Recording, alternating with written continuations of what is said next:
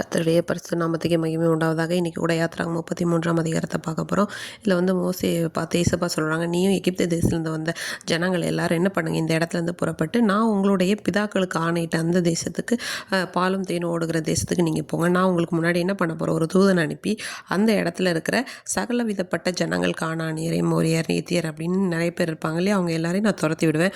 ஆனாலும் நான் வந்து வழியில் உங்களை வந்து நிர்மூலம் பண்ணாதபடிக்கு நான் என்ன பண்ண மாட்டேன், உங்கள் நடுவில் செல்ல மாட்டேன். ஏன்னா நீங்கள் வணங்கா கழுத்துள்ள ஜனங்கள் சொல்லிட்டாங்க ஏசப்பா.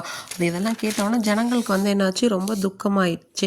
அதுக்கப்புறம் என்ன ஆகுதுன்னா, நீங்கள் வந்து வணங்கா கழுத்துள்ள ஜனங்கள், ஒரு நிமிஷத்தில் நான் உங்கள் நடுவில் எழுஞ்சிட்டுன்னு உங்களை நிர்மூலம் பண்ணிவிடுவேன். நீங்கள் வந்து என்ன பண்ணுங்கள், உங்கள் போட்டிருக்கிற எல்லா ஆபரணங்களையும் கலத்தி போடுங்க. அப்போ நான் உங்களுக்கு என்ன செய்ய வேண்டியதை நான் வந்து என்ன பண்ணணும்னு எனக்கு தெரியும்னு சொல்லி மோசே கிட்ட வந்து சொல்கிறாங்க ஏசப்பா. இப்போ இஸ்ரவேல் புத்திரர்கள்லாம் என்ன பண்ணுறாங்க, அந்த ஊரை மலையருகே எல்லாத்தையும் கலத்தி போடுறாங்க. மோசே என்ன பண்ணுறாருன்னா, அவரோட கூடாரத்தை பெயர்த்து பாளையத்துக்கு புறம்பே தூரத்தில் போட்டார் கூடாரத்தை. அதுக்கு வந்து ஆசிரிப்பு கூடாரம் அப்படின்னு பேர் வைக்கிறாரு. யாரெல்லாம் ஈசப்பாவை தேடணும்னு நினைக்கிறாங்களோ அவங்க அந்த பாளையத்துக்கு புறம்பான ஆசிரிப்பு கூடாரத்தில் போயிட்டு வருவாங்க.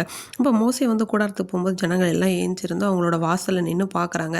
அவர் கூடாரத்துக்குள்ளே பிரவேசிக்கிற வரைக்கும் பார்த்துட்டே இருந்தாங்க. இப்போ மோசே கூடாரத்துக்குள்ளே பிரவேசிக்கும் போது ஒரு மேக ஸ்தம்பம் இறங்கி கூடார வாசலில் வந்து நின்றுடுச்சு. கர்த்தர் வந்து மோசையோட என்ன பண்ணுறாங்க, பேசுகிறாங்க. இந்த ஜனங்கள் எல்லாம் அதை பார்த்த உடனே அதை வந்து அவங்கவுங்க வாசல் கூடார வாசல் நின்று எழுந்திருந்து என்ன பண்ணுறாங்கன்னா பணிந்து கொள்கிறாங்க.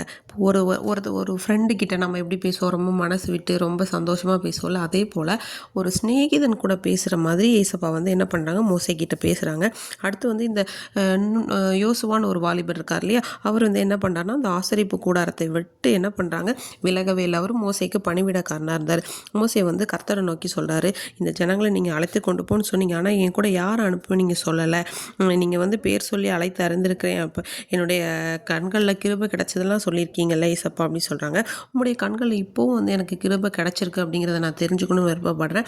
அப்படி கிருபை கிடச்சிருக்கு அப்படின்னா நீங்கள் உங்கள் வழி எனக்கு வந்து அறிவிங்க. இந்த ஜாதி வந்து உம்முடைய ஜனம் நீங்கள் நினச்சிடலுங்கன்னு சொல்கிறாங்க. உடனே ஏசப்பா சொல்கிறாங்க, என் சமூகம் உனக்கு முன்னாடி இருக்கும், இளைப்பாறுதல் தருவேன்னு சொல்கிறாங்க. அடுத்து வந்து உங்கள் சமூகம் என் கூட வரலைன்னா நான் இங்கேருந்து போக மாட்டேன். இந்த ஜனங்களில் வந்து உங்களுடைய கண்களில் கிருபை கிடைத்துன்னு எனக்கு எப்படி தெரியப்படும், நீங்கள் எங்கள் கூட வர்றதுனால தானே நீங்கள் எங்கள் கூட வரணும்னு சொல்கிறாங்க. உடனே மோசையை பார்த்து ஏசப்பா சொல்கிறாங்க, எனக்கு வந்து என்னுடைய கண்களில் கிருபை கிடச்சிது, நான் உன்னை பேர் சொல்லி அலைந்திருக்கிறேன் அப்படின்னு சொன்னோன்னா மோசே மறுபடியும் கேட்குறேன், உங்கள் மகிமை எனக்கு காண்பி தரலுங்கன்னு சொல்லிட்டு.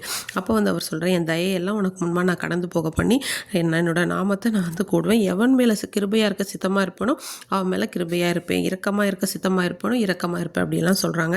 அடுத்து வந்து ஒருத்தர் என்னோட முகத்தை பார்க்க முடியாது, ஆனாலும் நீ என்ன பண்ணு, நீ வந்து நீ இல்லை அந்த கண்மலையோட வெடிப்பில் வைத்து நான் போகும்போது உன்னை வந்து என்னோட கரத்தினால மூடுவேன், அப்போ நீ என்னோட பின்புறத்தை பார்க்கலான்னு சொல்லிட்டு. இன்றைக்கி கூட நம்ம இயேசுவா கூட ஒரு நண்பரை போல நம்முடைய உறவு அவரோடு இருக்க வேண்டும்.